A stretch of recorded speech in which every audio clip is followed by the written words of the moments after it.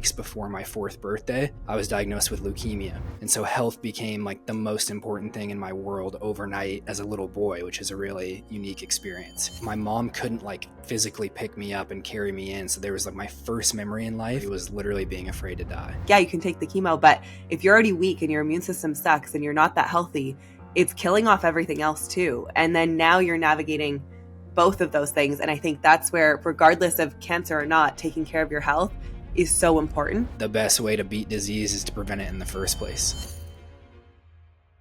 Hello, you guys. Welcome to this week's episode of the Expand and Evolve podcast. I'm so excited because we have a guest joining us this week, Alex Conley. He's the founder and creator of Kono Nutrition. Yes, you're the founder, right? You're not a co-founder? Yep, just the founder. Okay, amazing. And it's funny because I'm actually drinking hydration. And even before I love it so much. And Cheers. Even before you came on, I was like, this is still sitting here from the last time I saw you. And I'm obsessed with this stuff. Obviously, I have my own supplements that I use and recommend, but like Kono Nutrition, I always, if people are looking for something that's not vegan too for protein, I'm like, go buy your new beef protein, all the things. But outside of supplements, I think the conversation today is going to be interesting. I want you to share your journey. You were a survivor of child leukemia, which I think is really cool for people to understand in regards to just that perspective on like what that's like going through that. And obviously your story that led you to care so deeply about health and be on this journey. And I think just like we can start there, if that's what you want to start with, introduce yourself a little regarding just kind of what you do, but also then we can jump into, being a cancer survivor ultimately and navigate it from there. Okay, absolutely. Yeah, so Conley Nutrition is the company that I founded, unfortunately solely because when you do it solo, it's like you have no idea what you're doing. And so it took me years to figure it out. But it's been awesome. And we make health and wellness supplements. When anyone asks me like what I do, I always say I help people heal by putting health first. And so that's like our mission. That's what we do. Obviously, the mechanism of action that we're doing that is through wellness supplements. Yeah. But beyond that, like I feel like we try to do a good job of just like educating people on how to return back to putting their health first because we've lost touch with that. And for me, like where my journey started was, it was 3 weeks before my 4th birthday, I was diagnosed with leukemia. And so health became like the most important thing in my world overnight as a little boy, which is a really unique experience. And it's also right around the time when like your first memories in life start happening. So my first memory in life was my mom taking me to the hospital. We were in the parking lot and I was so weak that I couldn't physically walk anymore because I had been sick for weeks and weeks and weeks. And like they treated me with antibiotics for ear infection. What were the symptoms? Like what showed up first? It was like ear infection. And then, so I have an older sister that's 18 months older than me. And we both had flu-like symptoms and she got over it and I didn't. And so I had acute lymphoblastic leukemia, which is it's like very rapid onset. And so like, it was just like I had a cold and my white blood cell count couldn't recover. And so then that's how like kind of leukemia forms. Like you have no white blood cells to fight off infection. And so I was just sick, like really sick for 3 weeks to the point where I finally just like couldn't even get up and walk to the bathroom. So my mom was like, something is wrong. And she'd kept taking me to the doctor down the street, just like a primary care physician. And the doctor just kept prescribing more antibiotics and maybe a different kind and maybe a stronger kind. My mom finally was like, he needs blood work, like something needs to change.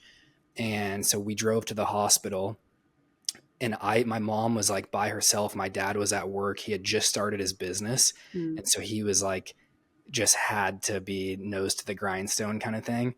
And my mom couldn't like physically pick me up and carry me in. So there was like my first memory in life is this guy helping my mom carry me into the emergency room, like of the hospital. Like that's like the earliest thing that I can remember. And obviously like, we can talk about how that just instilled so much fear into my life for majority of my childhood and young adulthood. And even up until, the last couple of years, like that was my deep subconscious programming because my first memory was literally being afraid to die. Wow. Well, and how scary, because I think of my kids at their age and at 4, if a random stranger was picking them, they would be freaking out just by that alone. Not to mention like going into a hospital and now you're going to have blood work and I can only imagine it became chaotic and you don't know what's going on. And you're already so weak. Like ugh, it makes me I so sad for all the kids that deal with this stuff. Yeah, I knew that it was like I knew something was wrong, you Hmm. know? I was just like very I think what happens too when you're so young and like kind of eyes are on you and there's attention on you Yeah. is that you end up essentially being very receptive of other people's energy. And Yeah. so I was like always really in tune with other people and how they were perceiving me. And Well, so you I almost have to because you don't know what's going on. And so you're looking at everyone else externally like, okay, what's happening based on your reactions? Because you don't get it. Yeah. Yep. Yep. Exactly. Yeah. And then, so I got diagnosed. It was March 24th, 1998. And it was 3 weeks before my fourth birthday. And instantly catapulted into treatment. Literally the next day started chemo. And then I did almost 4 years of chemotherapy because it was a pretty aggressive form of leukemia and didn't catch it super early. And so, Wow. yeah, it was almost You four say years 4 years? yeah, almost 4 years of chemotherapy, which obviously took a toll on my body and immune Yeah. system and gut health. And the amount of antibiotics and Mhm. steroids that I took throughout those years too was unbelievable.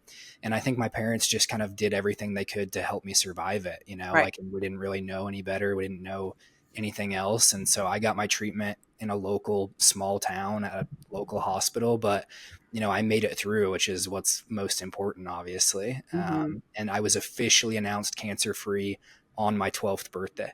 So it was from Wow. the age of 4 until I was 12. Wow. That's so intense. I couldn't even imagine. Did you go to school? Like, did you have a normal childhood outside of once you were done treatment and stuff? Like, you were able to live your life? Like, how long was it until you were out of the hospital kind of functioning again? Yeah, I was in and out of the hospital kind of throughout the entire experience. So luckily, I never got like held back or anything Mm. because when I was first diagnosed and like in kindergarten Yeah. and even like first grade, second grade, those are like the most intense times of treatment and where I was getting majority of the chemo. And my teachers would bring me my homework to the hospital and Mm. I would have to like do homework in the hospital and I would get pulled out of the hospital a lot. And essentially I knew that I was always a little bit different Yeah. because of that, like in class, I would have to go to the nurse's office and she would have to put numbing cream on my arm and I'd have to go back to class with like numbing cream on my arm to go get blood work. 'Cause I was constantly, Right. in and out of the hospital going to get more blood work and more tests done. And because you just strictly monitor everything like on a weekly, Right. monthly basis while you're getting chemo, because chemo is just such an aggressive form of treatment, like it kills cancer, but it also Kills kills everything else. everything. And Hmm. so most people, especially like adults, the chemo is what kills them and not the cancer because it's Yeah. so aggressive. And there's really cool, like obviously I'm interested and fascinated by treatments now. There's a really cool treatment option that's called CAR T cell therapy that's coming out that basically uses your own T cells, which are like your Mm. immune system warriors, to fight off the cancer itself. And we're Right. not quite there yet, but it's almost like I think in the next decade or so, chemo is hopefully going to be a thing of the past. And we're just going to Right. learn how to like activate our own immune system to destroy the cancer cells, which is really cool. Yeah. Because I feel like, and we can maybe jump into this and like things that you've learned when you've been researching now as an adult and other methods. But that is something that I feel like oftentimes people don't think about is like, yeah, you can take the chemo, but if you're already weak and your immune system sucks and you're not that healthy, it's killing off everything else too. And then now you're navigating both of those things. And I think that's where, regardless of cancer or not, taking care of your health is so important because if you're a stronger, healthier person, I feel like, and then you go through chemo, you have such a better likelihood that you'll be able to survive that piece of it versus you're so weak and you're so, haven't been taking care of your health your whole life. Then you try chemo and your body just can't take it. It's too Yeah. intense.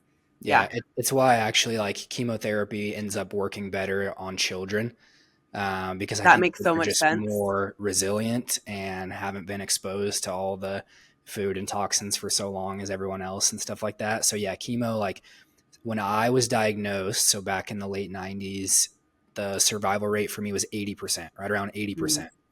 And now it's all the way up to 94%, I think. Oh, wow. And they're still largely using chemotherapy.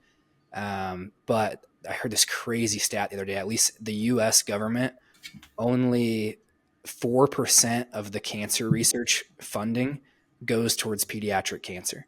Wow. 4%. So the majority of like the research comes from companies like St. Jude or like societies and nonprofit organization to be able to help do research to fight off cancer, because our government, unfortunately, just like there's not as much money in childhood cancer because it's more rare.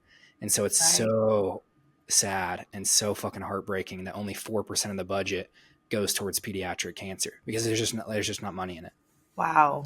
Well, and I mean, at least the success rate or survival rate is so high Mm-hmm. that it's, even if there is little research, but chemo's working for kids, like that's great. I'd be so curious if there is research for kids who do, you know, how like adults will do like the coffee enemas and they'll go alkaline water and they'll do juicing and they'll fast and they'll go stay at these centers and then, you know, starve the cancer out of their body. I'm like, I wonder if it would work on kids. Because I couldn't imagine telling my kids, like, no, you can't eat. They'd be like, what do you mean? Like, they can't Yeah. comprehend, you know? So to try to put them on juicing, like, I'm like, I don't know if that would work either, to try to do a natural route like that. My assumption is most parents would have a really, really hard time choosing that option for their kids. When it's like yourself, you're probably maybe a little bit more willing to Yeah. take a little bit of a risk, or what seems a little bit more like a risk. Yeah.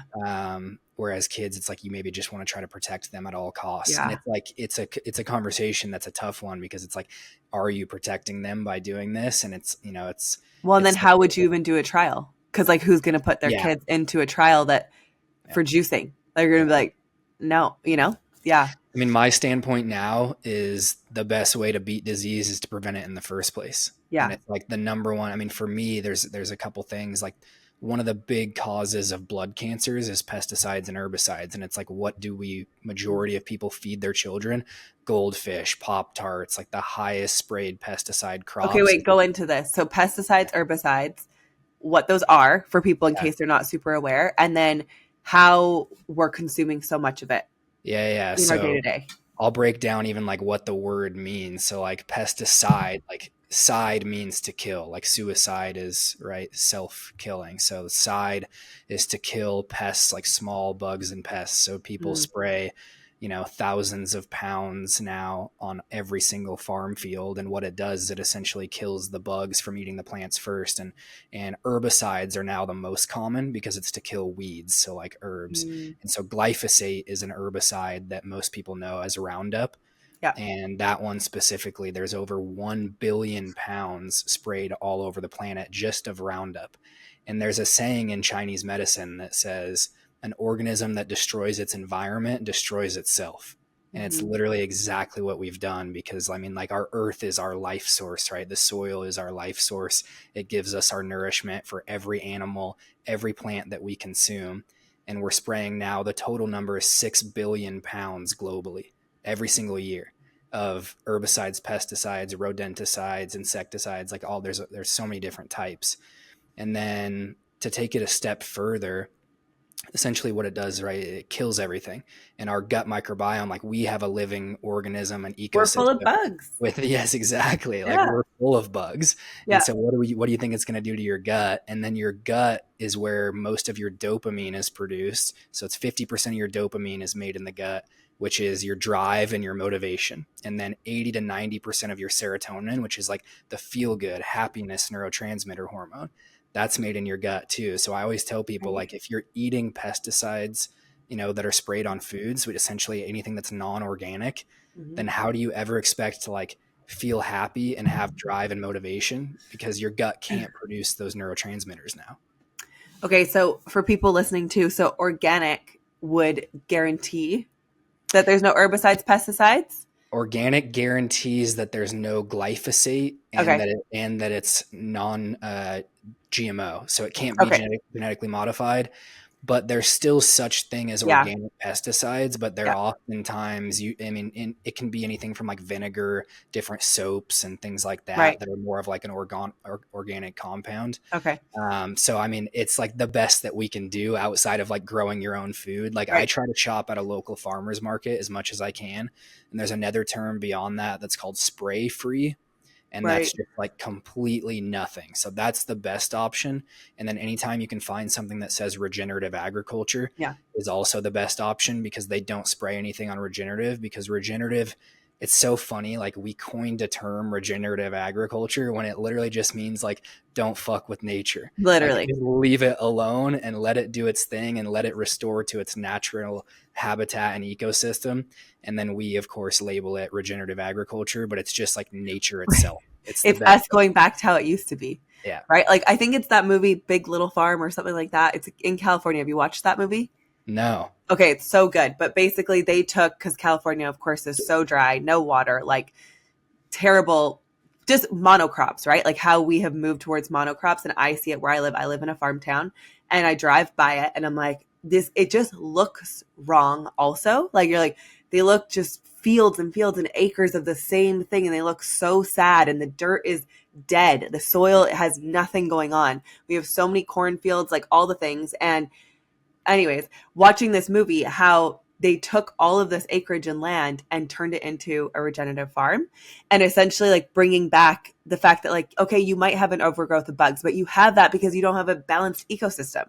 So the same thing with like, it was like, oh, okay, we're getting too many snails. We need to pull the ducks in. And then we have too much of this. So we had to pull this animal in, and you need all of it. And so it is really cool. That's what I plan to do with my land, is pull all of those pieces in just to see how like you can create your own little mini ecosystems, because the overgrowth of bugs is just, there's an imbalance somewhere. So you need to bring something in that's going to help with the bugs. And it's so cool. But I'm pretty sure it's called Big Little Farm or Little Big Farm or something like that. And you can go visit it now in California.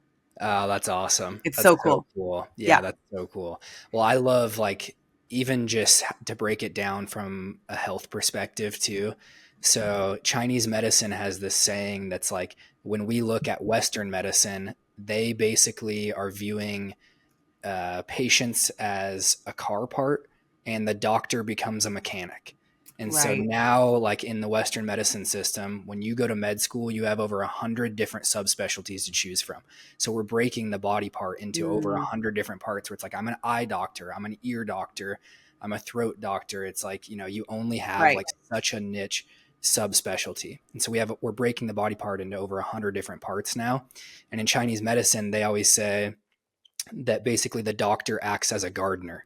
And so doing Mm, exactly what you just said, it's like, how can we view the body as an ecosystem and bring in certain things? Maybe there's too much of something or too little of yes. something. And even from an energy perspective, like we have too much yang and not enough yin, which is Yeah. like too much doing and not enough relaxing. And so it's like they have such a beautiful perspective of viewing us as a part of nature and part of an ecosystem that's larger than ourselves. Well, because that's what we are. We're the same.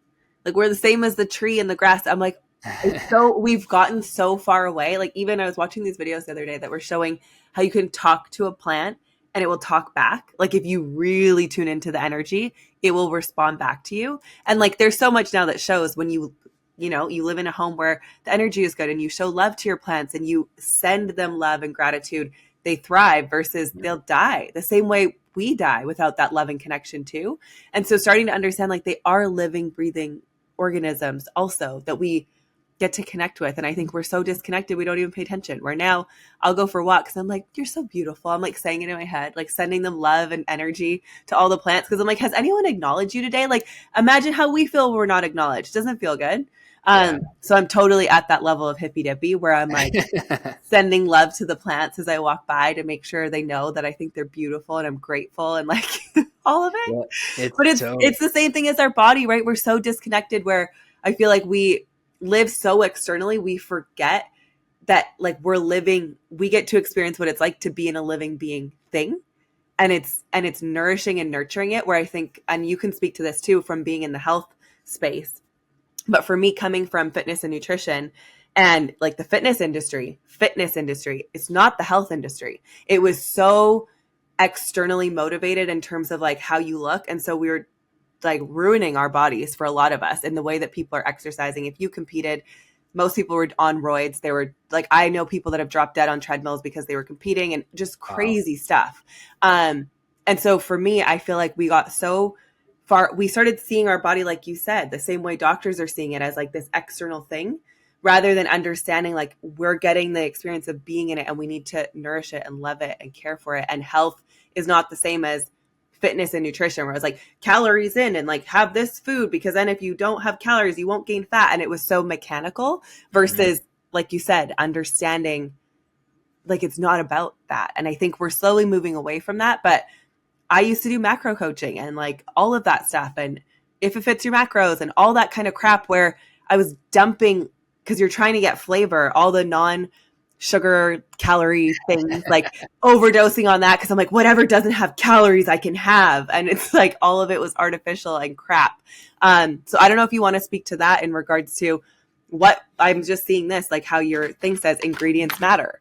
And maybe just bringing it to that space too of like being in the health and fitness space, but really just actual health, not what I think for so long we thought was health. Like, Yeah. you know. I had some huge moments around that. Like that was a huge part of my story and my journey was I went to school and I studied exercise physiology. Well, I first started going to school and I was like, I'm going to go be a pediatric oncologist. That's Yeah, what I yeah. wanted to do since I was a little boy. It's what you have to do. Yeah. It's like, it's my only option. That's Yeah. my only choice. Yeah. And I went there and school was, to be honest, like never my strong suit. Like I was one of those little kids that was always told I had ADHD and couldn't pay attention in class and to like sit still. Ooh, let's go into this after. Yeah. That's a topic I like. Okay. Keep going. Absolutely. And so I always felt stupid. Like Yeah. I never felt like I was smart until I like found my unique gifts until when I was older. But school was never like one of my gifts and abilities. Well, did you try biochemistry and you're like, wow, this is not for me? 100%. Yeah. That's Organic exactly chemistry. And I was like, because I was Yes. going to be a doctor too. And then I went, because I was like, I want to help people. And so how do you help people? You become a doctor. And when I started working in a doctor's office and then I started taking these classes, I was like, there's no way. Like my brain can't do that. Whatever that is, it's not for me. I had the same journey, but with like some divine intervention. So I was working at GNC, like the big supplement company. Mm-hmm. Yep. And I was working there to like pay my way through school. And what happened was my boss there was a clinical herbalist. And so she was kind of like a little bit hippie and a little bit like out there for me back then. You know, I was like, oh, interesting. And I wasn't learning any of that in school. And so I kind of had like a moment where I was like studying nutrition and studying organic chemistry and all that stuff. And I was like, how am I going to help people heal like their bodies through the knowledge I'm getting in school? Like the dots were not connecting.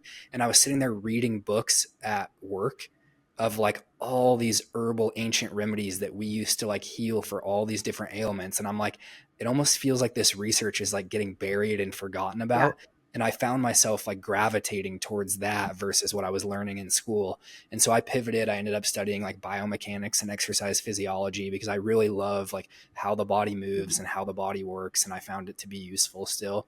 But again, I just like totally changed everything to studying almost like this ancient wisdom that we have lost touch with ingredients and sourcing and why all of that matters. Ingredients matter. Yes. But what ended up happening is I was like in the world of fitness. I was like 5% body fat. I was doing the whole macros, calories in, calories out. And I always tell people, especially for women, if you want to wreck your hormones, listen to the advice of people in the fitness world, because what they'll tell you is work hard and don't eat a lot. Yeah. And if you overnourish or overwork and undernourish, it's the best way to burn out your adrenal system and completely tank your hormones. And I did that. You know, I was like 21, 22. I was a senior in college, working at GNC, taking all the supplements.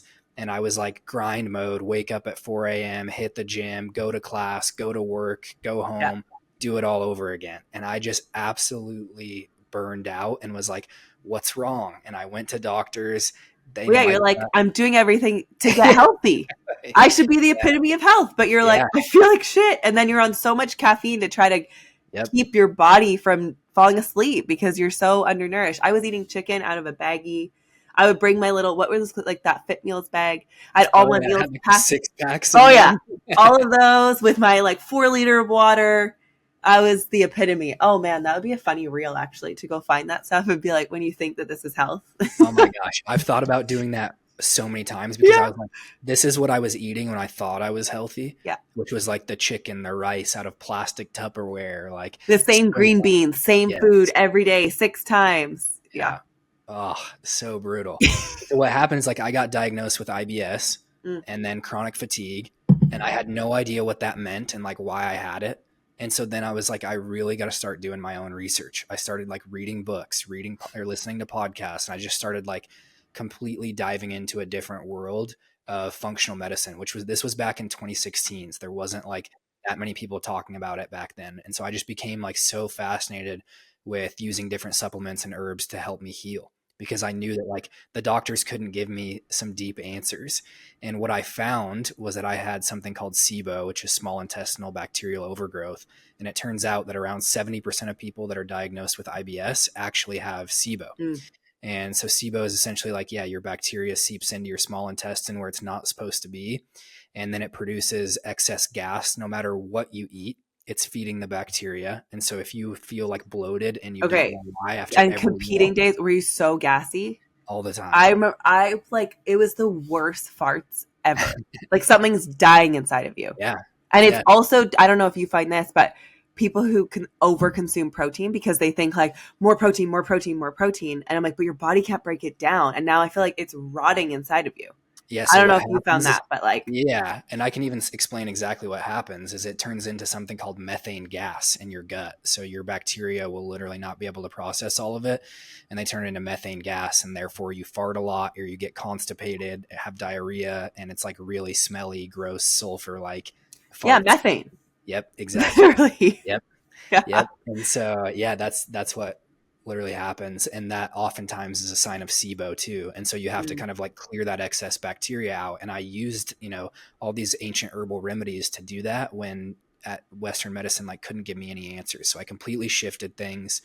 I graduated college. I moved to Seattle. I was actually working in Western medicine as a medical device sales rep. And so Ah, okay. I was working in the operating room and just basically watching spine and neurosurgery all day, and kind of just again kept having like moments to like that I was living out of alignment. Like I Mm-hmm. felt like I wanted to do something deeper. And I heard this podcast that talked about if you want to find your purpose, it's a crossroad of these four things. And you Mm. ask yourself, what am I good at? What do I love to do? What does the world need? And how could I get paid for it? And that like I just like ruminated on that for Mm. so long. And I remember like Wait, I say would, them again for people. I yeah, want yeah, to yeah. write them down, but I don't have a notebook. No, it's all Oh, good. I I will do. absolutely. Yeah. I want It's to just note this down so I don't forget. But say them it's again for people listening because I feel like they're going to hear it and be like, wait, what was the four? yes, it is one of the best things I ever did for myself. It's called a Japanese ikigai, and it's how they find purpose in their life in that culture. And it's you ask yourself these four questions, and then you find something that gives you the ability to like intersect all four of these things. And it's what am I good at? What do I love to do? What does the world need? And then how can I get paid for it? And number three was like the most important thing for me because it was like, what does the world need? And I feel like that's like Mm, what so many people leave out. And I knew that there was like a ton of value in creating healthy supplements, especially geared towards the fitness space because I took the worst supplements for so long and all the shitty pre-workouts full of caffeine and was like, how could I make one, that's entirely healthy? And so I mm-hmm, just like took a nap one day and the idea came to me just like through like deep meditative mm-hmm, visualization during a nap. And then I just kind of like went on a journey where I was like, I'm going to start my own company because I know I'm good at this. I've mm-hmm. always loved health and the world needs it. And like, we'll see if I can make some money for it. But I love that also number four is the last thing. Like, how can you get paid for it is the last Yes, thing. Because when most people like start a business or go out on a venture of their own, it's the first thing they they think think of. about. Or the first thing I thought of was like, again, what am I good at? What do I love to do? What do other people need? And then maybe I can make some money for it just for being who I am. Right. Which is so important because I think that's so true when people think about, I'm sure even for you, the jobs that you went and did or why you went to school. I didn't go because of what I loved to do and what I was good at. It was like, well, this thing can make me money and I could have a good, safe career. So like, I'll go to school for that. Same thing with being a doctor. Like I knew I was meant to be in the health space. So I went and I was like, okay, if I'm going to go to school to do this, I should just go work in a doctor's office and just see. And the same thing you felt being in that space, in that industry, something felt so off. I was like, there's something's weird here. Like it just didn't feel right. I was watching people come in either so overweight, dealing with the weirdest health issues. What type of clinic were you in? Just a general practitioner. Okay. So I was seeing like all that kind of stuff. And I just remember thinking, because I would work in the back and I would see these people come in and I was like, something's wrong. Like, you're not helping people here. This isn't helping them get healthy. Like, this isn't the space. And I remember the doctor that I worked for, he had just told me, he's like, look, unless you're going to go get specialized in something, this is not worth your time for the amount of effort that you're going to put in. And I remember he had this really serious chat with me where I was like, thanks for doing that, because it almost gave me permission to not pursue what I thought I needed to go pursue. And ultimately, I had the same realization as you, where I was like, I don't want to do something where I'm helping people when they're sick. Like, how can I go back and help someone before they get there? How do you help someone take advantage of their health and like get things corrected before they ever end up in a doctor's office? And that's when I realized like I can help people in a totally different way than being at the end, like the last result. Because I'm like, I rarely would go to a doctor unless you absolutely need to. I'm so not going to go. Like, even this cough, I'm like, it could be turning into pneumonia. And I'm like, what else can I take before I have to go get antibiotics or something? And I'm like, can I die? Because I know someone that died from pneumonia. And I'm like, okay, if it gets that serious, like maybe I should go to a doctor. But for me, I'm just like, it's fine. I'll just take some NAC and, I don't know. Perfect. I'm Well, it like, is like that's why we have Western medicine as for yeah, like the last resort, right? But like 80% of the world's population still relies on herbal remedies for the first line of defense. And yes, it's kind of like how it should be. It's like, this is what we've evolved with. This is nature itself. We are nature itself. Like, it's bioavailable. It contains all these bioactive compounds and components that our body knows how to utilize and what to do with. Whereas like the pharmaceutical industry and medicine and drugs, it's just like an isolated compound that's of course going to have different reactions in the body versus something that's grown in nature. And the biggest thing that I learned in like my health journey is like exactly what you're going through right now, like a little sore throat, a cough, things like that. I would just always like, if that happens to me now, I'm like, thank you. hmm, Because my body is trying to heal itself. Like yeah, every time I cough, it's like your it's just trying lungs to are get squeezing. It's it trying to get it out. out of your body. Yeah. And so it's like when we can make that mindset shift of just like, wow, thank you so much. I clearly needed this to slow down, to rest and recover. And there's like a saying that says the cure for the common cold is the common cold. Like, Mm, it is literally your body trying to heal itself. And most people think that like we've been convinced that basically like, oh my gosh, my body's broken. And so what do? We try to like mask all of our symptoms. We take something to get rid of like all the pain and hmm. discomfort because we can't just like sit with it and sit with our symptoms and know that our body is doing its best to heal itself. And when we like make that shift, it's like, wow. And you finally feel peace with it, and then you can let go of it. Right. Well, because I feel now every time I'm sick too, I'm like, oh, my body's just moving through something. It's just getting rid of something. And if you can start acknowledging it for that, it's like, no, there was just stuff that you took in that your body needs to get rid of. And it's just going through its like purge process, basically, of whether it is phlegm or coughing or whatever. It's like something is in you that it's trying to get rid of. And those are just the ways that your body naturally does it. And I feel that so often because parents are push to like, oh, your kid has a fever. Oh my God. Oh my God. Oh my God. Give him Tylenol. Give him this. Give him that. And I'm like, my kids had a fever last week. And I'm like, yeah, their body's just moving through the thing. Like, yeah, lay down, rest. There's nothing for you to do. Just lay down, have fluids when you need it, chill out. And I'm like, and it always moves through. So I'm like, even this fear around parents when their kids get a little bit sick, I'm like, it's fine. Like, they're just flushing through some stuff. And same thing. I don't know if you feel this, but after, before I even sat with ayahuasca, have you sat with ayahuasca yet? Not yet. Okay.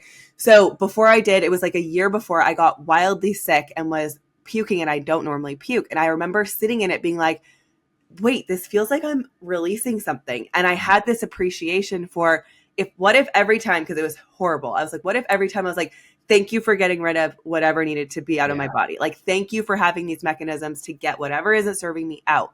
And it almost felt like ceremonial in a way. And then when I sat with ayahuasca and then I realized it's the same feeling, I was like, we could have Wow. so much appreciation for when we're throwing up. Like, our body is literally just taking something that it's like, ooh, no, that's not good for you, and like moving it out. And even next time you're throwing up, obviously you don't really feel like this, but it's like, what do you want to let go of? Like, set the intention as you're throwing up, because it Mhm. was so powerful. I was like, we could be doing this all the time, and we're so afraid of it. Like, everyone who's afraid to go sit with ayahuasca, like, but aren't you going to puke? And I'm like, what if that's actually what your body needs? Because you're holding all of that shit right now and you need to get it out. Yeah, for Ugh. sure. Same way with like coughing. Yeah. Yeah. Wow, that's profound. That's Yeah. awesome It because was what cool. happened to so when you take chemo, Yeah. you just throw up like crazy. So I spent so many days Mm, and nights just like sitting in a hospital room, getting it through an IV, just throwing up. purging for like 10 hours straight, you know? Ugh. And so, and then there was something else that you said that I wanted to touch on because it was like, um, I remember being as a kid, something that I can appreciate so much now is that like when I was sick, my parents never came to me with that energy, like, oh my gosh, are you okay? Or like they didn't like ever worry me. Like they did the exact opposite. And I was talking to my dad about this recently, and I shared this with you off camera, but like Yeah. my mom journaled the entire Mm. experience of me being sick. And she just now gave it to me. I'm 30 now. And she just now gave it to me. And I'm like, I asked her, like, why did you wait so long? And she didn't know. She was like, just felt like the right time, I guess. And I was talking with my dad, and he And said maybe that, when you've moved through so much, like, because you don't want it to reopen anything, but if you feel like, I right, think you're ready now to like exactly. sit with this and feel it in a way that's not, she probably had so much fear of like ever having you get sick again. Hmm. It's like you don't want to bring it back. Yeah. Yeah, for sure. Um, but when I was talking to my dad about it, and he's like a classic, never gets emotional kind of guy. And he was like getting emotional and crying. And he was like, one of the first things I told your mom after you got diagnosed is that we will never come into your room or like into your presence if we're not smiling and full of love. Because it was Mm-hmm. like they never wanted to make me more scared than I already was or Mm-hmm. feel worse than I already was. And my dad just like knew the power of that and the energy that they brought into my room. So every time they would come check on me, he was like, we would never let you see us cry. And we cried a lot, but like Mm-hmm. away from you where we could like go and cry and hold each other and work through it. But whenever we were around you, it was just like nothing but positivity and happiness. And I'm like, I know deep down in my heart that like that's what made the biggest difference more than anything. Well, yeah, because if you're absorbing everyone's energy around you, and we do as kids, like Yeah. I feel like I get that so much more now, where so much of what we hold and even disease and things you could be dealing with, it's when you start to get self-aware, you're like, this was never even mine. Like this is what I took because think about it. Like when you love someone so much, you just want to take their pain away the same way a parent wants to do it for a child. But as a child, I feel like we don't even realize we're also doing it for our parents. And so you would want to absorb that for them. And you do, you're like a sponge. So if you were seeing them all fearful and scared and terrified and freaking out, then you're instantly in chaos because you don't even have your own nervous system yet. Like you're completely wired to whatever they're going through. And I feel like for parents, regardless if your kids are sick, bringing yourself back to understanding like the state that you are in is the state that it's creating in your children. Always. It doesn't matter. You can try, like you said, they removed themselves. That's different.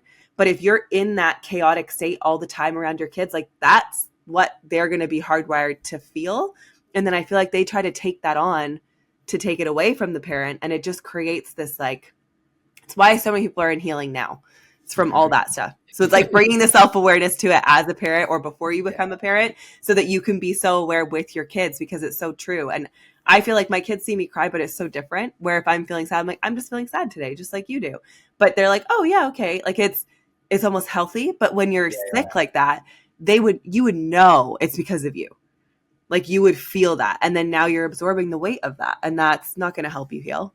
Exactly. Yeah. Yeah. I had this moment too where it was like a theme in my life, definitely no matter what, was still like protection. You Mm, know what I mean? So it was like I was always kind of like a little bit more protected. Other kids at school, like I felt like they didn't like maybe rough me up as much and things like that because they knew that I was sick. I was always like a smaller kid. mm-hmm, And so what happened in a different plant medicine journey for me was like I kept almost just like hearing the word protection come mm-hmm, through. And it was like because so many other people protected me, I've been protecting myself. And it's like I've been like constantly sheltering, protecting myself, afraid to like take these risks, take these chances because also like my first memory, like everything in my childhood was rooted around like being afraid and being protected.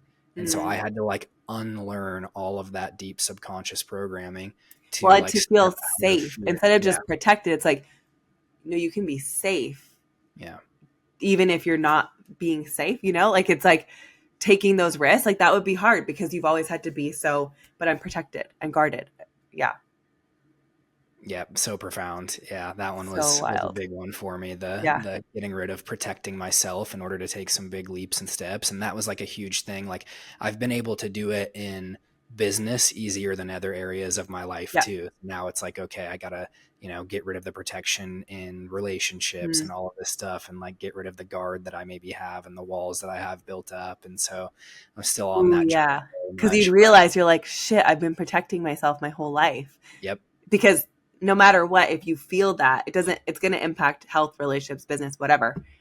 And you don't even sometimes aren't aware of it. Self It was like awareness. the energy of, yeah, it was like the energy of like fighting. Like I was Yeah. always fighting. You know what I mean? Like I constantly like since I was a little boy, like I had to fight for my health, fight to stay alive. Like and Mm-hmm. then I was just like taught that.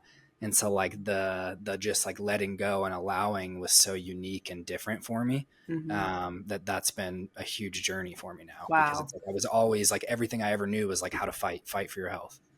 Okay. I want to jump back into cancer and like things that you think are causing it Yep. or disease. It doesn't have to just Yep. be cancer, but like typical diseases people are facing, the most common ones, obviously. Chronic health conditions, I feel like, most of, is it snowing again? What the hell? But most chronic health conditions, it's nutrition based, of course. Yep. That's a good one to heal. So if you want to go into that, but then also, I know you had said so many people are reaching out to you being like, I just got diagnosed with cancer. What the heck? I know someone that just got diagnosed. I know other people that are my age that are going through chemo right now that I'm like, what is going on? Um, and I have my own beliefs, within the last 5 years, certain things that have pulled or like caused cancer for some people. But I'm just curious from everything that you've looked into, research you've done, being in the health space, like what you're seeing, and for people who are wanting to get to that place of health first, Mhm. instead of getting the disease and then being like, oh shit, I should be prioritizing my health. Just what you're seeing could be causing it and links that you've seen, and then ways that we can start taking Yeah. care of our health. I'll I'll share some wild stats to begin with. So now in America, it's 42% of people are getting diagnosed with cancer. It's almost 50%. Whoa. Okay. Do you 40 know rates in other parts of the world? um it's catching up to it.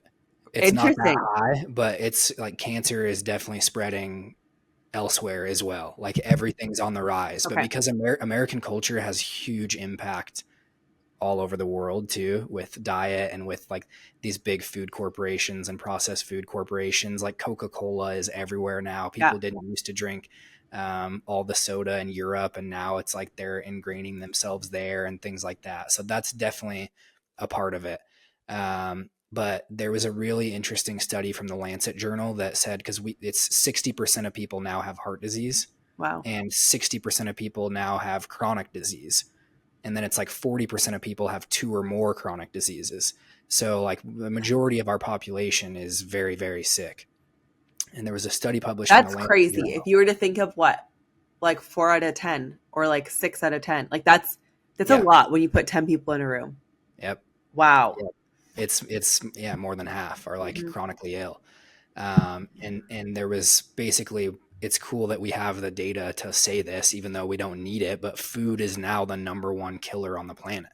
Like it's all food because 60% of people have heart disease. Like that's the number one Food. killer. It's like, how do you get heart disease? You eat Food. yourself into it. Right.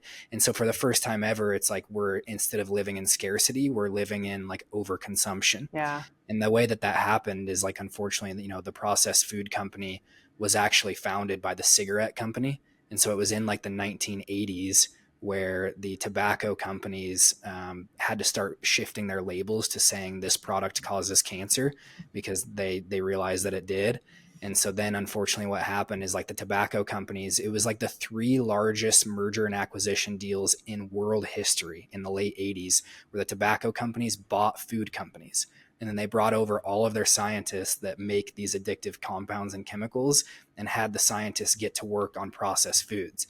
And that's why in the 90s, like the food pyramid came out that said Mm. eat 6 to 11, servings of grains a day, because it was all built by the processed food companies that were like developing these ultra processed foods to unfortunately keep us stuck and to keep us sick. And so it was all just like there's so much darkness and corruption in it that has led to this abundance of disease that we're living in now. So obviously that's a huge, huge reason, is the processed food that we're consuming. And Well, and now it's one thing I wanted, 72%. oh, sorry, go ahead. 72% of children's diet is ultra processed foods, which is so sad. Like that's a huge thing because it's like there's nothing more profitable than when a kid gets sick because they're stuck in the system for our entire lives. Well, I don't even remember what I was going to say, but okay, wait. What was I going to say? Wow, I just had a brain fart. Two things. But I remember noticing this because I had babies and they wanted to give me formula as an option in the hospital. And I was like, this is so weird. Like, I have breast milk from my body. Why would you be offering formula? And in the States, I know it's way more rampant. Like, they will literally give it to you and be like, oh, and like it's encouraged over breast milk sometimes, depending on where you are, especially in like lower socioeconomic areas. They will push the formula into these mothers' hands. Anyways, it's sick what is happening. And I remember looking at the ingredient list and being like, why are corn glucose syrup solids or whatever it is the second ingredient? And it's like, and it's effed up, but when you really realize it, it's like that is one of the most addictive things that they could put in our food. And they are giving it to a baby like a drug addict to get your child addicted to sugar from the moment that they're essentially born. And when you understand that, it's like, no wonder there's obesity in kids. It's so sad to see. And then, of course, they're addicted to it. Of course, they don't want a broccoli. Like, my kids don't really like veggies. They're getting better. But like, it's just no wonder they don't want it. They're addicted to sugar from the time that they're born in these foods that we're giving them. Yeah. Yeah, it's really crazy. It's so crazy. I mean, it's basically, I've heard someone else describe it like this, but it's like as soon as a human is born, they're put on the hamster wheel now of either like the food industry or the pharmaceutical industry. That's where I was going to go. Perfect. Thank you. That was my thought. Is what? No, because I was going to say with the food, and then obviously them being addicted to the food, not only are they profiting from that, right? They're profiting from our addiction to all these processed foods. They're also profiting from the disease because then they go to pharmaceuticals. So exactly what you're going to say. For people who are new to this, I'm like, obviously when you go in the deep dive, you see it and you're like, oh my gosh, how could the world, but I'm like, they're companies that are not looking at us like people. They're looking at it for profit and they're like, oh, this is smart. We can make so much money here rather than understanding like the impact, the negative implications it's having on the people. Yeah. The saddest example that I've ever heard, and I know it's like such a touchy subject for people, is as soon as a human is born into this world, they now give them a Hep B vaccine within the first hours of birth. And they rub, as soon as they come out of the vaginal canal, they rub erythromycin ointment on their eyes. And so the reason why they do that is Hep B is a sexually transmitted disease. And it's like, my baby is not having sex, right? So the only reason that they do that is they do it like, oh, well, just in case the mother had an STD coming out of the vaginal canal. But it's like, why don't we just test? Yeah. Like the mom should know if they have an STD before they give birth. Like, well, and normally they do test first. Right, exactly. Rather than just like pumping them with a vaccine and antibiotic ointments all over their skin as soon as they come out. That's like their first thing as they come into the world. I'm sure it stings too. And like their sight, it's their first thing that they're getting the experience of sight into this world, which is everything. And you just go burn their eyeballs. Like, it's when you really, because you can go on a deep dive in podcasts regarding these topics and the dark industry of birth and what has happened to something that's supposed to be so beautiful, natural, and sacred. It will make you want to be sick. Yeah. And then it's like, well, I don't know. Let's talk about the vaccines. I feel like we should, because I feel like that's linked to cancer also. Of course it is. Like anything that's the herbicides and what'd you say? Herbicides and pesticides. Yeah. So for kids, but then I feel like, of course, when you're pumping, and I think in America, there's still way more vaccines than what we're doing here, but it's still, I cannot believe it's snowing right now. I'm like, shouldn't be surprised, but also really? Wow. It's full snowing, like big snowflakes. But really just how much that can all, we're not meant to have all this crap in our body. And so when you have all this crap, your body has a great detox system and it's trying to move through it and it's trying to process it for you and it will do your detoxification thing. And we can tolerate quite a bit. But when we're overburdened in everything that we're doing, products we're putting on our skin, products we're putting in our body, the injections, like all this stuff, then we eventually get overburdened in our body. I always see it as like, it's going to be like, oh, I'm tired. Like I've been working and working and working. Like I don't have the fight in me anymore to keep detoxing at this level. And so then what happens? Like all of those toxins get stored into often your fat cells. Like I used to teach people this. So I was like, if you have a heavy toxic load and you're doing everything to lose weight, but you can't lose weight, I feel like you have so much shit stuck in there and toxins that your body's not releasing it because it knows if I release this, I drop this fat, there's nowhere else to store this Yeah. toxic load. And so Yeah. a lot of the time it'll get stored in our fat cells, it'll get stored in our body.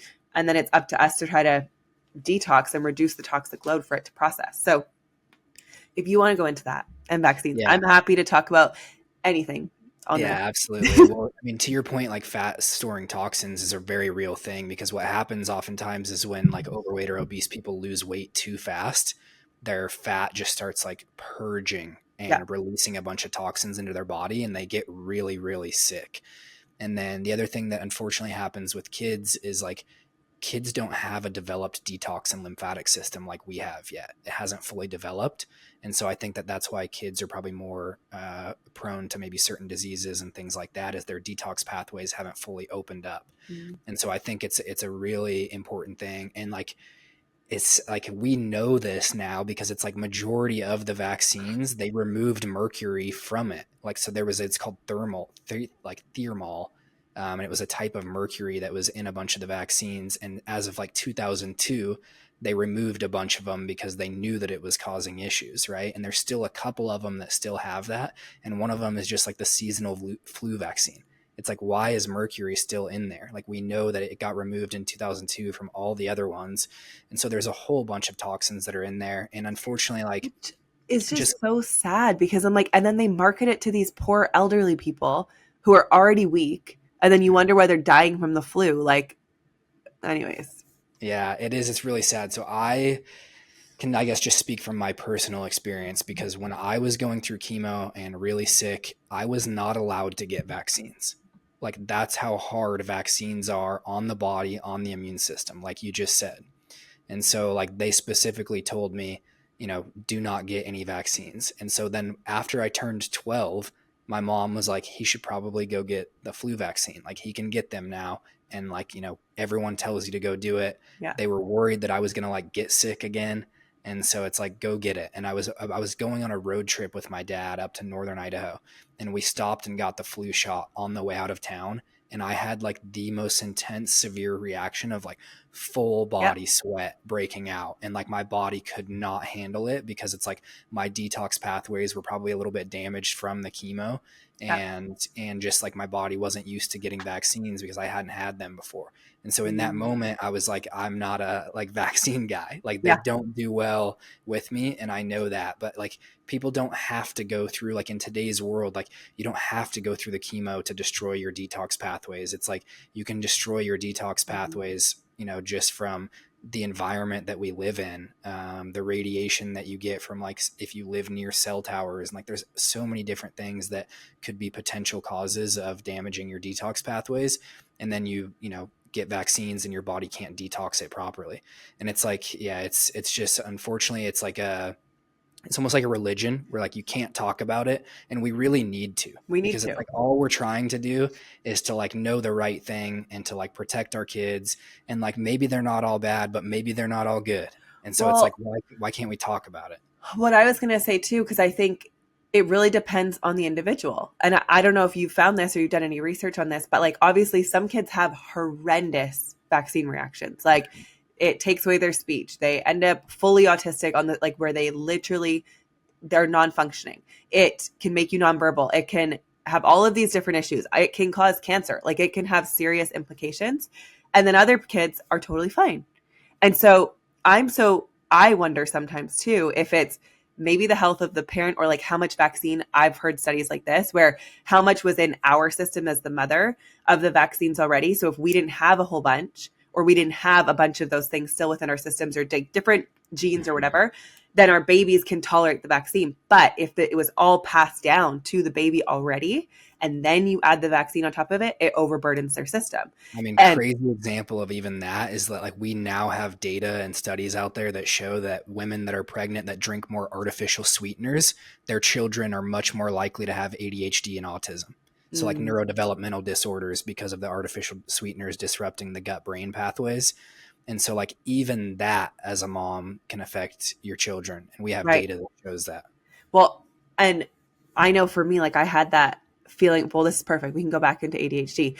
But I know for me with like Splenda and all the artificial sweeteners and all that stuff. It's like when I actually started learning about health, I was able to realize like this is a chemical compound that never breaks down. It's just like in your system, and your body, when it takes in those artificial sweeteners. So for anyone who's still using like Splenda or whatever these other ones are, it's like when you take that in, the zero sugar, zero calorie, all that stuff. Even my kids, when they like, the one is addicted to Coke because he drank one time when he was a baby.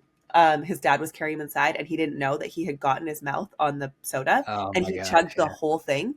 And so he was like maybe 18 months. I don't even know. And still he's like, Coke. Like, it's all over him. Anyways, Wow. even when he chooses to have it, I don't let him have the Diet Coke because I'm like, I'd rather you have real sugar than the fake sugar. Because what happens is like when you have the fake sugar, your body's like, where's the sugar? And it can't find it. And so then it's like, I need sugar. And then you crave more sugar. And so it's almost better to like, it's not better, but like it is better to give yourself real sugar than to take the fake stuff, because then your body's still looking for the sugar anyways for a real thing that it can break down. But I would love to go into ADHD, anything that you have known about it, studies that you've looked at in kids or adults or any of that. And then also maybe to speak on your experience, because this is something that I have found. I just remember one of my friends, their aunt's son getting diagnosed with ADHD, and then they were putting him on medication. I was young, and I just knew like something in my body was like, this isn't right. This isn't right. This isn't right. Like, you know, when you get those feelings, and now as an adult, you can look back and be like, whoa, like I knew it within me.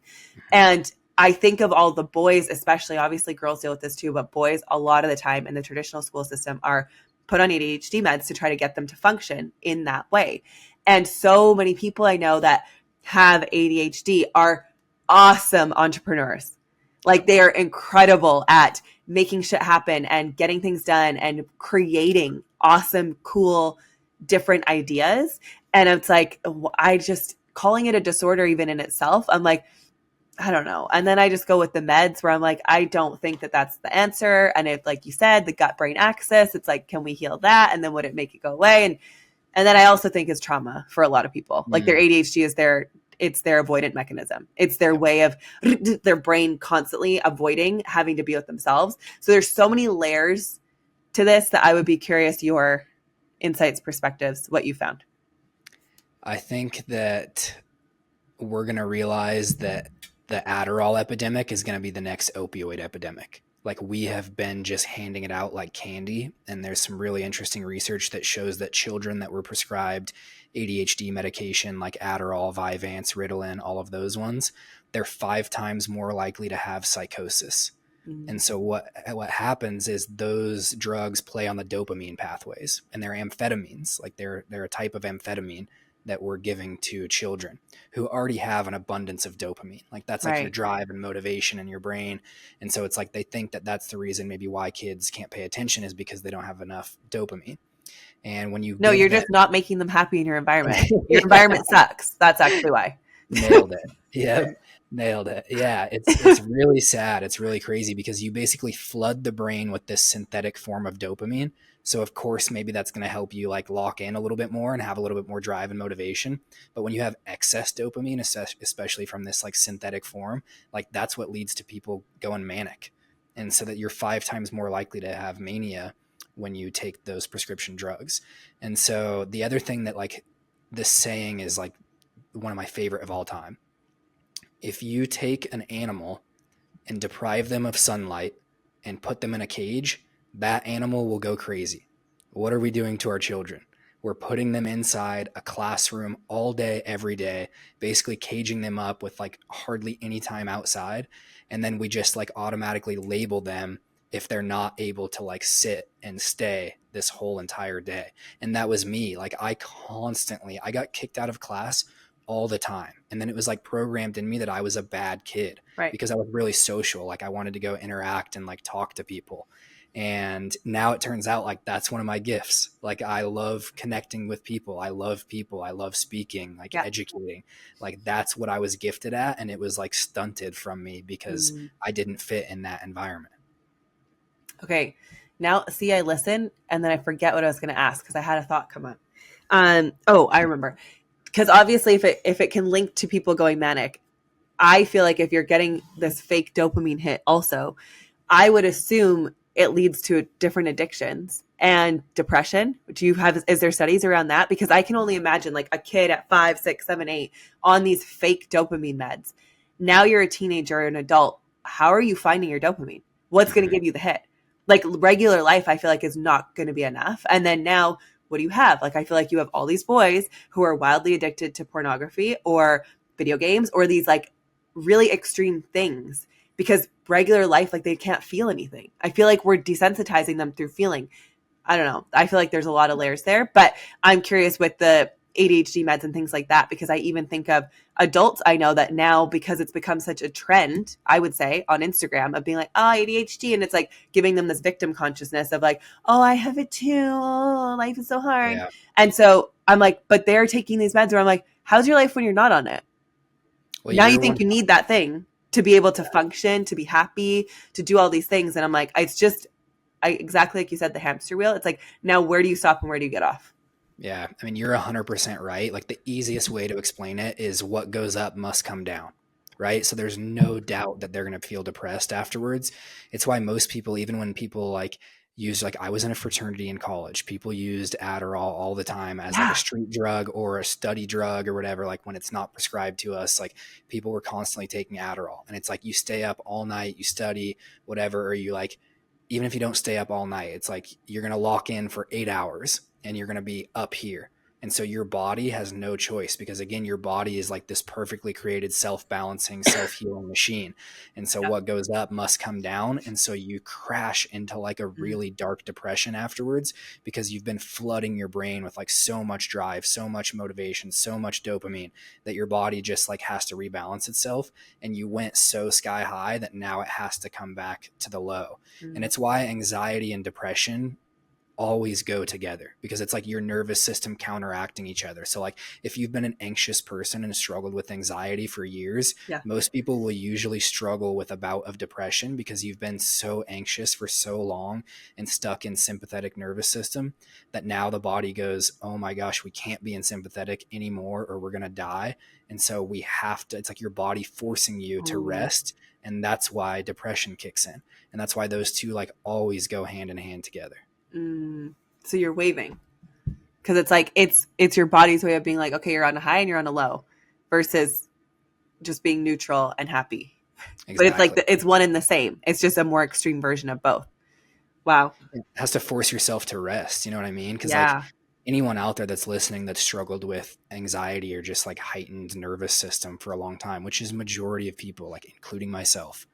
Well, and now with something like this, like our brain's constantly being stimulated and our thoughts, like it's just, it's rare for someone to not have feelings of anxiety, I feel like. Yeah. And so it's just like, again, it's just like your body trying to heal itself. And something that I always say is your symptoms are your saviors. So it's like, if you can learn to listen to the language of the body, then you can learn to heal, because your body isn't broken. It's just trying to like speak to you. And so how can we learn to listen to our body and listen to our symptoms to then pivot and adapt, and then it won't force the crash, because like your body's so smart, it's always going to try to heal itself and fix itself. Right. And oftentimes what happens is like we ignore it for so long. And so like this is why disease happens, is because we're so disconnected from our body that we don't learn to like listen to it and adapt and pivot. And so like people oftentimes say like inflammation is the root of all disease. But like, how could inflammation be the root of disease when inflammation is just your body actually trying to heal itself? So like if I go and roll my ankle, it's going to send good signal cells, blood to my ankle to swell it up, to heal it faster. And so like inflammation is just your body's response trying to heal itself. It can't be the root of disease. It's because you keep like eating something that's inflaming you chronically. It's the chronic inflammation that your body can't move out of. Exactly. It's like it's inflammation is your body trying to heal itself, but it's like when it can't get past that to heal because you constantly are re-inflaming it, that's what is leading to the disease, not the actual inflammation itself. 100%. Okay, I have a question. So for the people, because I feel like I see this, I'm noticing it a lot more, the people who are so high energy. Also, I just want to repeat, like for people who deal with the anxiety and depression, to understand your body's just course correcting. Like how empowering does that feel to be like, of course you're going to crash. It needed to in order to create rest for you, because the person who's wildly anxious, their brain, like to be around the person who's constantly overthinking, and it's like all the worries and all the thoughts and like you're vibrating at such a high energy, even though it doesn't feel necessarily productive. It's like you are in that really, really heightened state. And so it makes sense that eventually you have to crash because your body's like, I cannot keep this up. And so, of course, you're going to have that sense of like feeling depressed. I'm just wondering for you, because you said, obviously, you've dealt with bouts of anxiety. I feel like any of us have, but ways that you found, like, have you found anything health wise that has impacted it? Or what are the ways that you have found for people who have the overactive, crazy mind? What can help them move into that system without having to fall into a depression? Like, instead of falling into the depression, how can you start moving yourself out of it to a more neutral state before you ever have to drop into being depressed? Yeah. I mean, there's definitely certain supplements that can absolutely help with it. And then I'll speak a little bit about my experience and what helped the Yeah. most. So as far as like certain supplements to help the adrenals, and help get you out of that chronic stress, I think that thymus is a really cool one. It's actually a gland, like a glandular supplement. So you take like thymus from sheep or Okay. cattle, and that can really help. That's like a classic traditional Chinese medicine one. There's also a classification of plants called adaptogens, which I'm sure people have heard about. It's things like ashwagandha, Yeah. rhodiola root. And so going back to what we were talking about earlier of like plants carry an energy to it and a vibration to them, like adaptogens are the scientific proof of this. So adaptogens are called adaptogens because the plants were grown in really harsh environments, oftentimes like cold, high altitude environments. And so they had to adapt and overcome their stressful environment. And then therefore, when we consume them, they help us adapt to our stressful environment. And so the plants are carrying an energetic frequency of the way that they lived their life as the living being that it was, connected to the earth, connected to the soil. And so adaptogens are like some of my favorite compounds because I think it's such a cool Yeah. example of how interconnected we are with nature and how like that plant had to fight so hard for its life and it adapted and overcame and became stronger and more nutrient rich because of it. And now when I consume it, I take on that energy and it helps me adapt to my stressful environment. And so it's a really cool example. And I think ashwagandha and rhodiola root are both super, super helpful ones. But for me, Yeah. the biggest thing that helped with my anxiety is it was right around 2020, 2021 when COVID was happening. I was still working in the medical system, in the operating room. Everyone was talking about the vaccines. Everyone was talking about COVID. I was like in that environment Mm. where I was kind of like living out of alignment with my true beliefs. And so I was having like levels of panic attacks and anxiety just like chronically because I wasn't living in alignment with like what my soul's purpose was and who I really was. And so the second that I like changed my life, Mm. I felt a sense of peace. And so I think like so much of it and the anxiety is like living out of alignment. Yeah. And it's like, you know, you feel this like low level of chronic anxiety because you're not able to authentically express yourself and what you truly believe in. So I was having to like quiet myself from like saying, oh, like I didn't get the vaccine. And like I ended up like, you know, like lying to people and like doing weird shit that wasn't who I really Right. was, what I believed in. And so of course your body just like knows and it just like goes into this panic because your body's like, whoa, why are you like trying to be someone that you're not? Well, and I say this too, and sometimes I'm sure people feel like I'm not sensitive, but I'm also like, your body is just trying to communicate with you. Just like when you get the cold or you're sniffing or you're coughing, anxiety is just another symptom telling you something is off, you're unsettled, you're unaligned. What is it? And I think for a lot of us, we don't even know how to look at the fact that it's like, it could be the person you're sleeping beside in bed. It could be the Yeah. job that you have. It could be what you're doing every day. It could be whatever is happening in your day-to-day life that you're so in your habits and your loops that you're not even aware of it. But it's like the anxiety is going to start building when there's something. And like you said, that piece of if you're not being your true authentic self, like if you're living a lie, whether it's in how you go to work, how you show up, what you're saying, if it's not really the truth, like we're meant to live in deep truth, and our truth can be different and our truth can be unique and it doesn't have to be the same as everybody else. But if you're not staying in tune with that, of course you're going to feel anxious. I know for me, like in my relationship, the perfect example that I can know that's recent is I felt like everything was fine because I was so out living externally and disconnected that I wasn't able to really see like, oh shit, something's wrong. but I was sleeping like this, like clenching my fist with my nails cutting into my hands like this every night. Okay, is that someone that's feeling really safe in their body? And he's not a threat, but my body was perceiving it as a threat because it was like, this isn't working. So just, yeah, I feel like, sorry, my phone's ringing. I'm glad it's not going through the computer. No, I thought it was going to go through the computer for a second, but just to know that maybe it's not the relationship for you, but it could be the job. And it could be, like you said, like you're in this environment every day where your soul knows if something's not meant for you and if it's deeply out of alignment. And I think it's just honoring that, but it takes time to learn what that even is, because I think for so many people, they've been living in that state their whole lives, yep. that to try to even understand what it feels like to not, they don't even know. And they don't even know how, because when you're so in that, it's so hard to identify what's really going on that could be not for you, because you're like, I didn't even know that this thing could cause a body reaction. And so, yeah, I don't know if obviously supplements is one way, but I feel like creating stillness, like obviously you've come to awaken and you've done breath work and you've sat with plant medicine and done these things. And I feel like for people who are seriously struggling in their mind, I'm like, you just need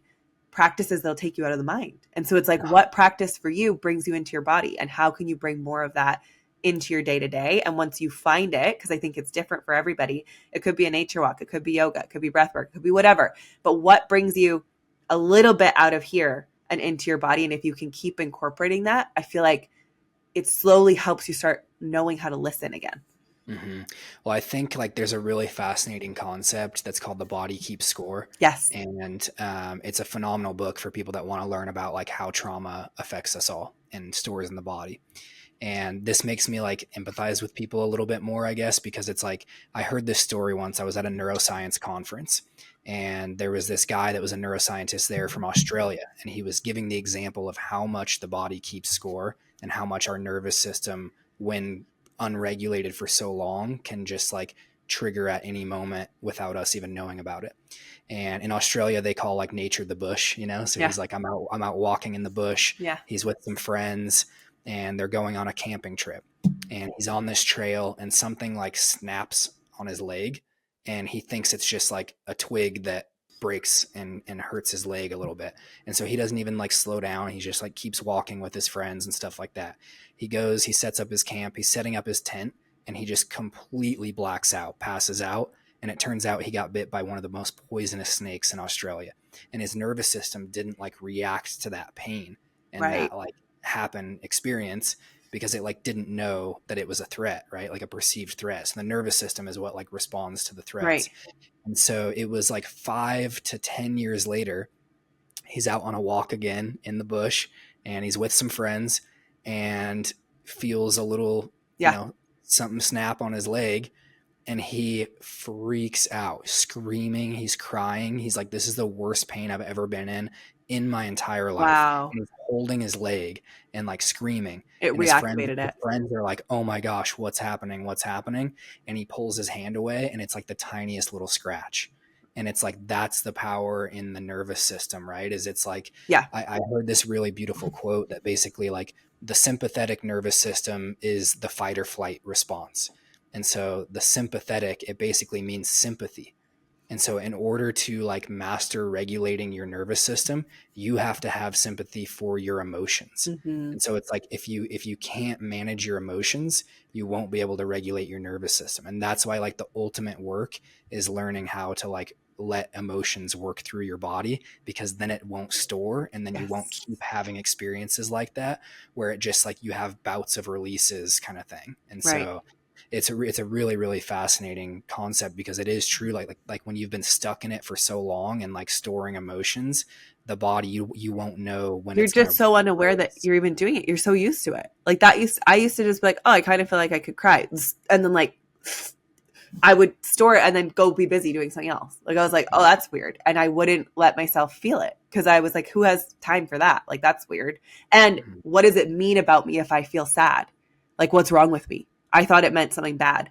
And so I didn't let myself feel it. And I feel like that's a lot of people, like thinking about how, especially in our generation, I feel like it was like, I'm sure you as a boy too, but it wasn't accepted. So it was like, if you were crying in public or showing emotion somewhere where it wasn't convenient, then it was like you were an inconvenience. And so you started to learn to shove it down and not feel. And I think it's accepting that and bringing it back in to be like, it's okay. And it doesn't make me bad. And if I feel like I need to cry, I'm just going to let myself cry. And then you move through it so much quicker. And then it's just not bogging you down. But yeah, for a lot of people dealing with wild anxiety, it's like, it could be a lifetime of stuff that you just need to let yourself feel. And it's going to take time. I think giving yourself grace, if you are that person, like it's a journey. And I don't know if you felt this, but for me, I'm like, I started this work, I don't know, a decade ago.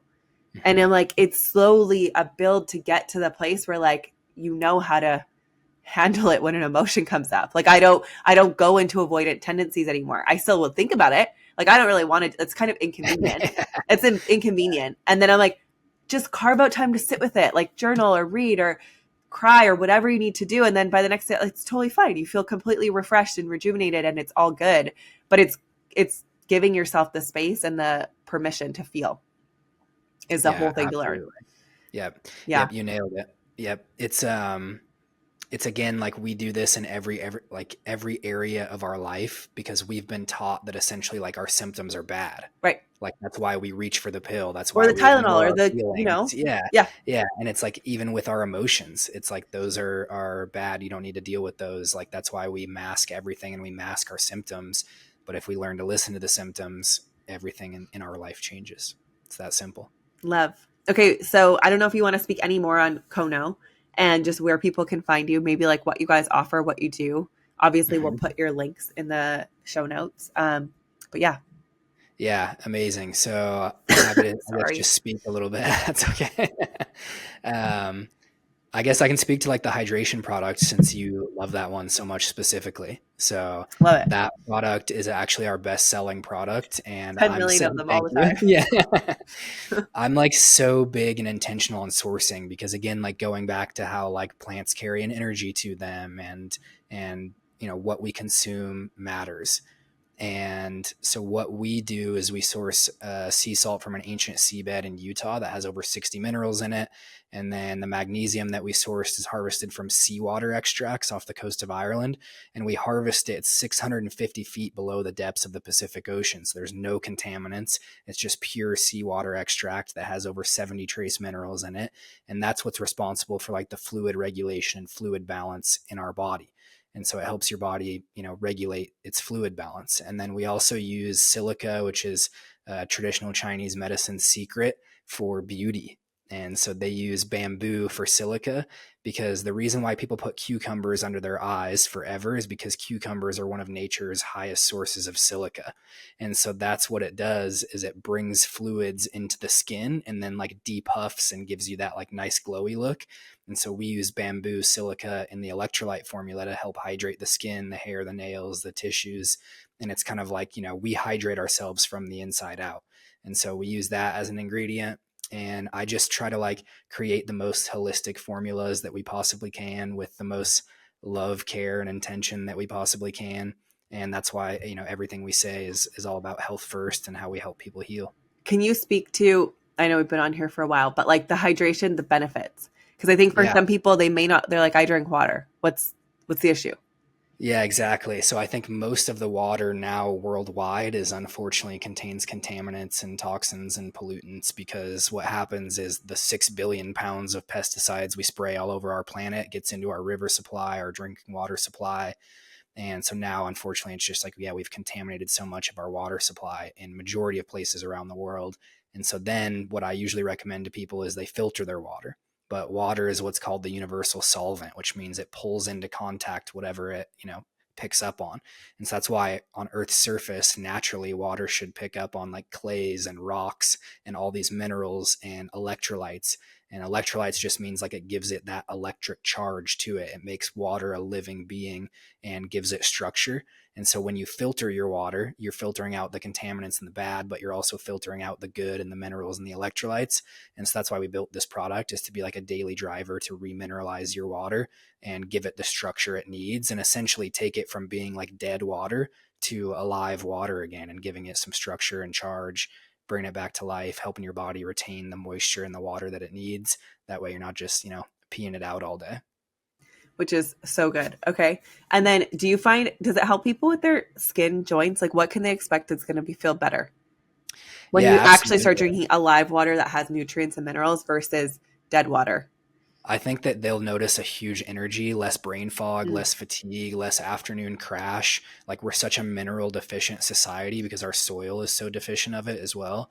And so that's a huge thing that I think people notice. And then typically, like in TCM and Chinese medicine, they say that it takes around 3 months for people to start noticing the benefits of silica. And so Okay. I think people will usually see a difference in their skin and feeling more hydrated and less dry. And one thing that I talk about all the time, and now like every time I'm on an airplane, I always post that I'm like drinking my Yeah. hydrate, because when people are on an airplane, Mm-hmm. what happens is to pressurize the cabin, it removes all the moisture from the air. And so that's how they have to pressurize the cabin. So that's why, like, as soon as you land, Yeah. you feel like you can't think, your Right. brain fog. Like, it's not only the time zone change, but a huge portion of it is like your body is so dehydrated. Right. So it's like all the symptoms of dehydration are like brain fog, headaches, fatigue. And so it's like you can expect to feel the opposite of that, like a little bit more energized, more lively. Yeah, your skin feels better, your joints feel a No, little bit it's better. the worst. My body Yeah, hates flying. yeah. I crush electrolytes on my flights. Okay. I'll start Yeah, making sure I'm doing that as an addition. I love it. Okay, well, thank you so much for being here. This was so good. I feel like we could go into so many different topics, right? I'm like, I'll have to put a poll after this for people that listen. Like, what do you want us to dive deeper into? Because I think there's just so much here. But thank you for being here. I really appreciate it. For people who want to be able to connect with you, find you, where can they find you? yeah, absolutely. Mostly Instagram. It's Alex D Conley. It's Conley. That's my personal Instagram, and then it's just at Kono Nutrition. So it's KONO, and it's just kononutrition.com for the website. And yeah, that's mostly it. But yeah, I Love feel it. like both of our brains could like go on so many different There's so topics many things. forever. So You know? So fun. Okay, amazing. Well, thank you for being here. I'm so excited that we squeezed this in, and I'll see you next week in Lake Tahoe. yeah, absolutely. Awesome. I'm Thanks for being hyped. here.